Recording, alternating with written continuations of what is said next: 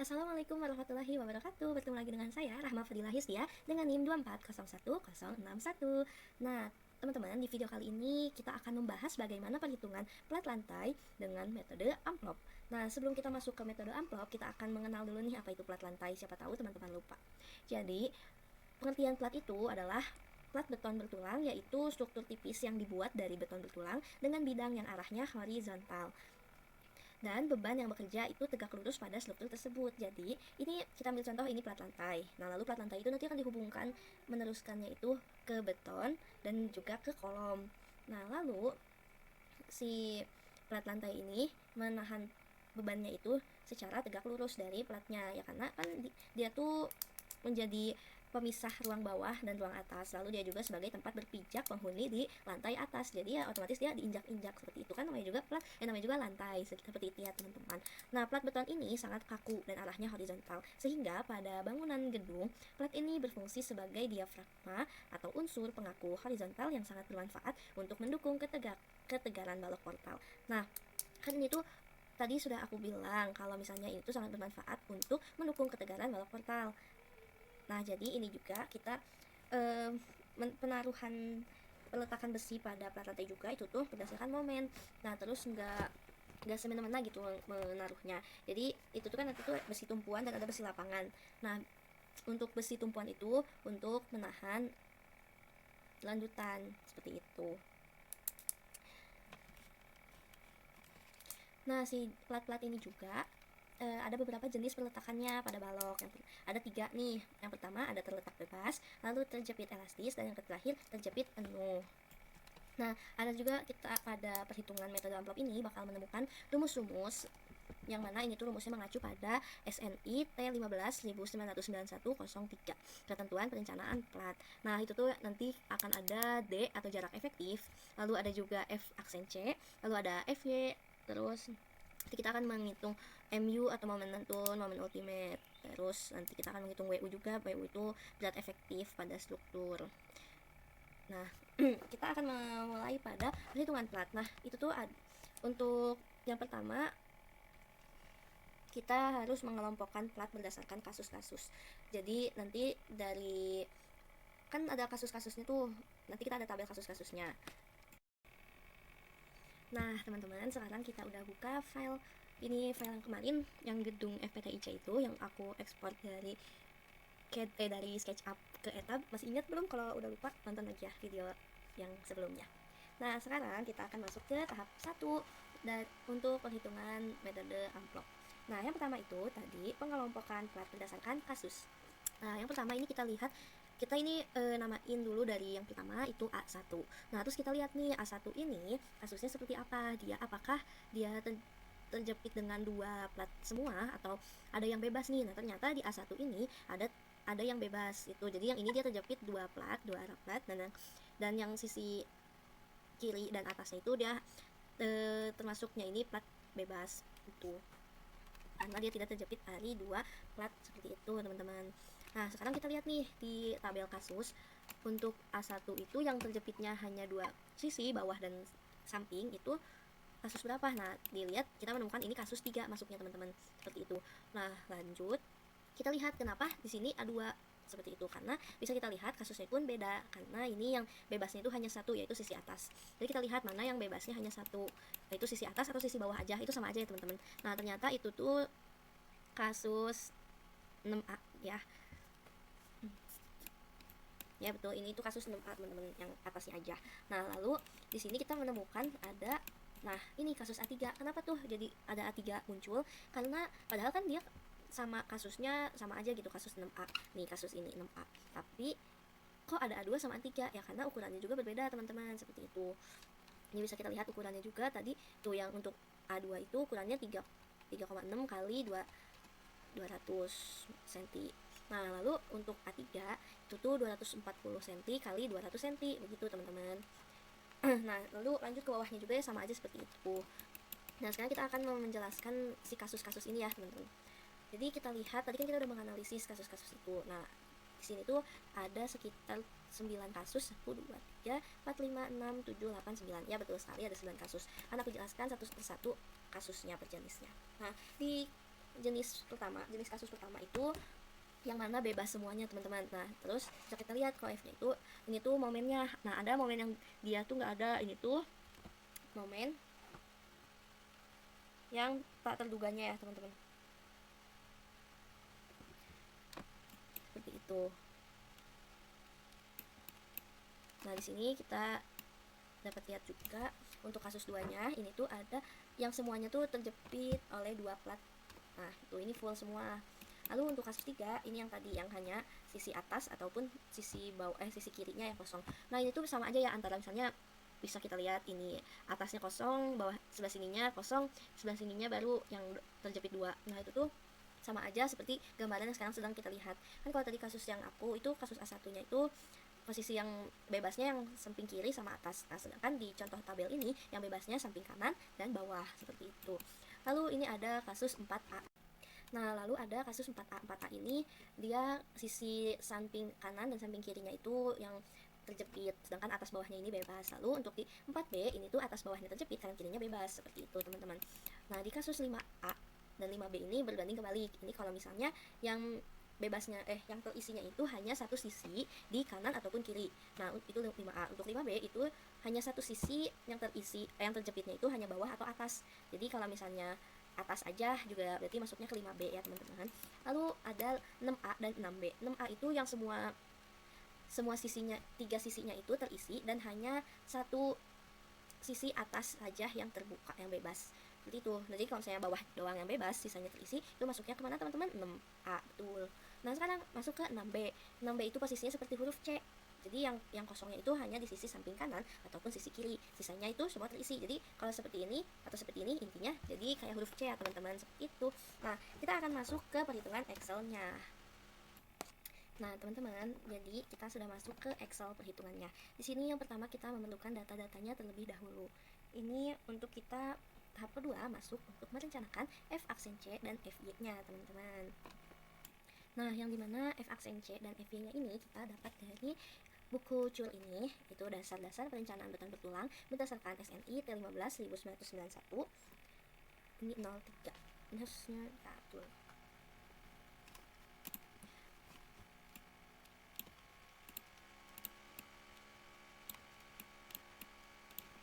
Nah, di sini F aksen C-nya itu kita menentukan di 15 MPa dan FY-nya itu di 400 MPa, teman-teman.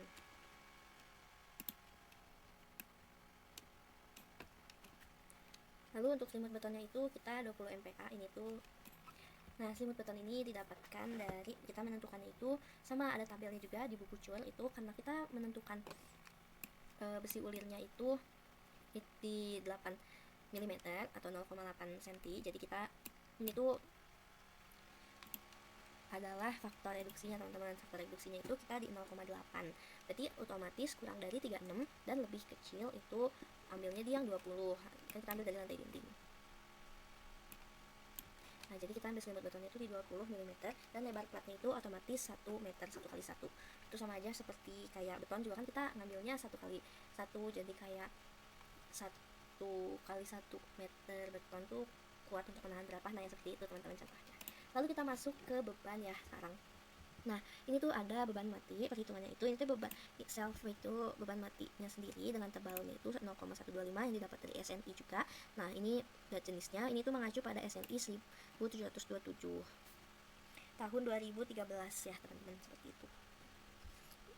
Ini tuh pas di pasal 2.3.2 seperti itu. Nah, ini kita contoh ambil dulu. Bukan contoh ya, kita ini bukti acuannya itu di tabel 2.1 pada jurnal Universitas Negeri di Indonesia, tapi saya lupa universitas apa. Pokoknya kita ambil SS-nya tuh dari situ.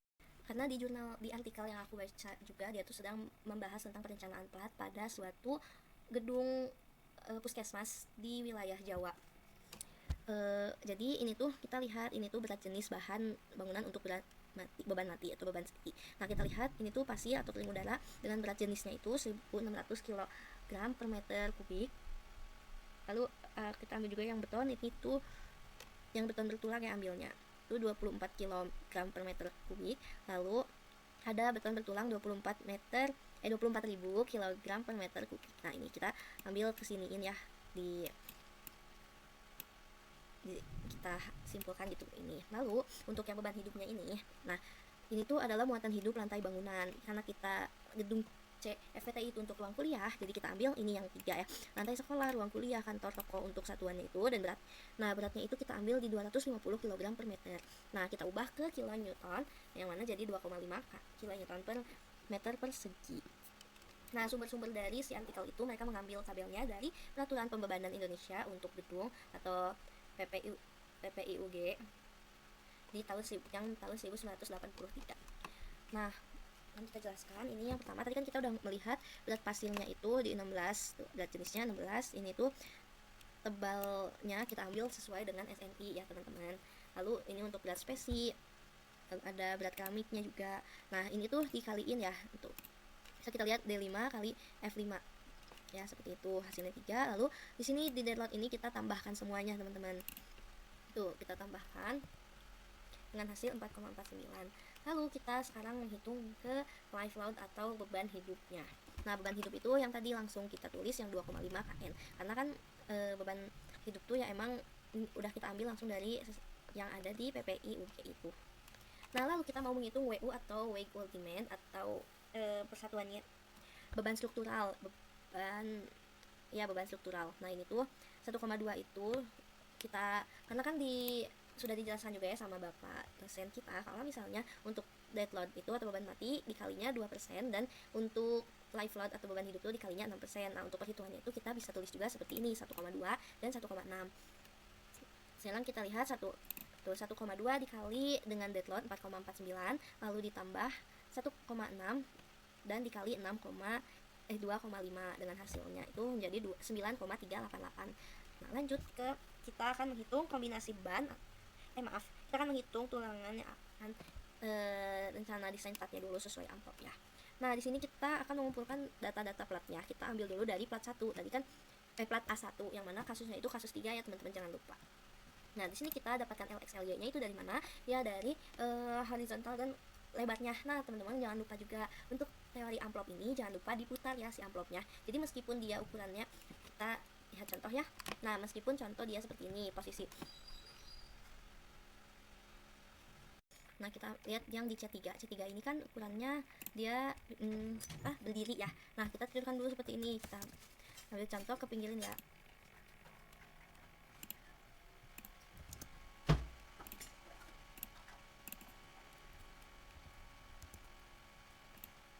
Nah jadi seperti ini teman-teman untuk melihatnya, kasusnya semuanya itu terisi kalau untuk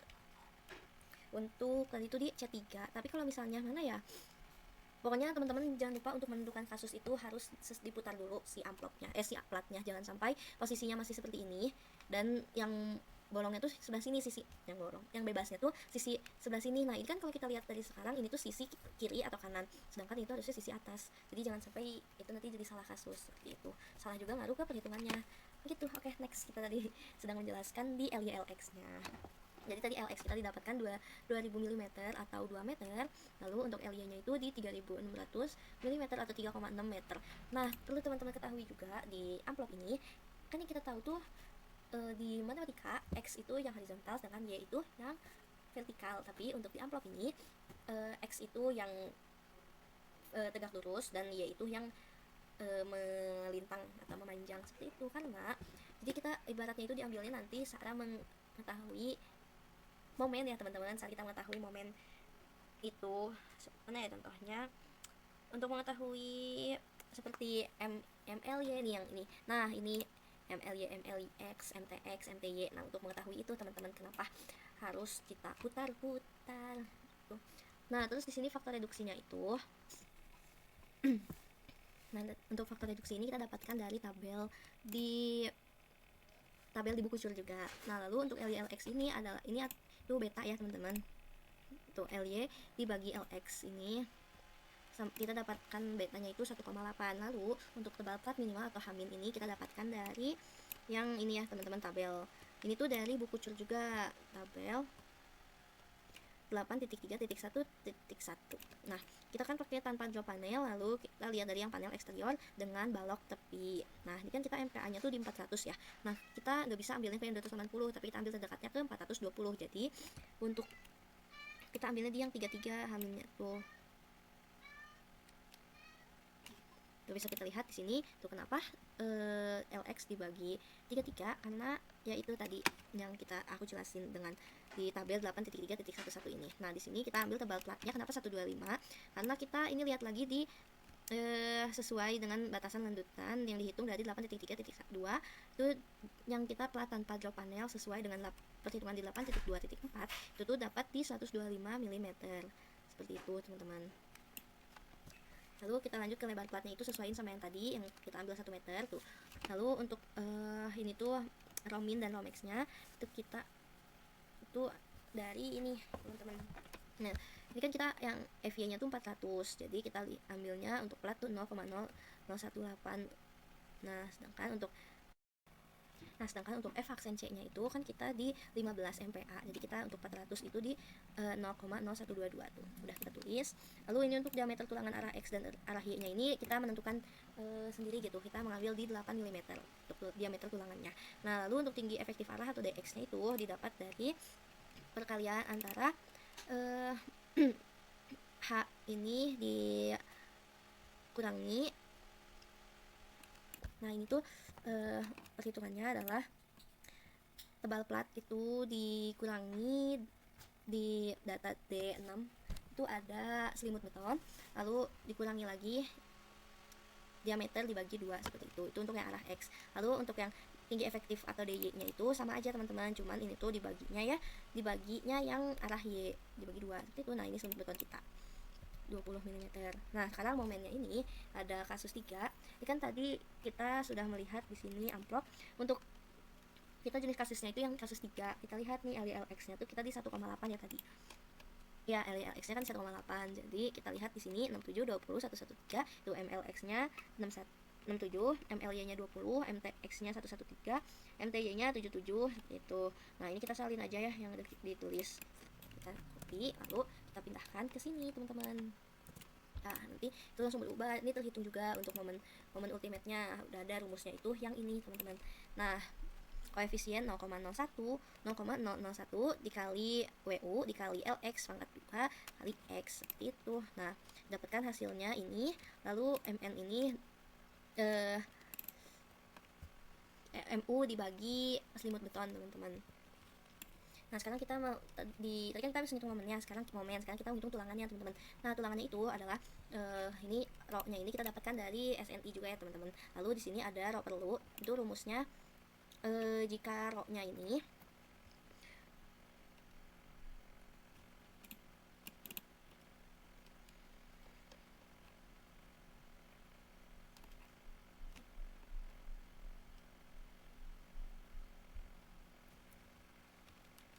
Nah, lalu didapatkan ini AS ini adalah area steel atau luas tulangan yang dibutuhkan ya teman-teman. Kita mendapatkan hasilnya itu 0,0 hasilnya 182 dengan diameternya ini kan kita pakainya 8 ya teman-teman. Lalu dikurangi 250. Lalu jadi kita mendapatkan hasil area steel yang terpakainya itu di 201,0619 seperti itu. Nah, nanti kita akan lanjutkan ke perhitungan plat-plat kasus yang lainnya. Seperti itu teman-teman. Terima kasih, semoga mengerti. Wassalamualaikum warahmatullahi wabarakatuh.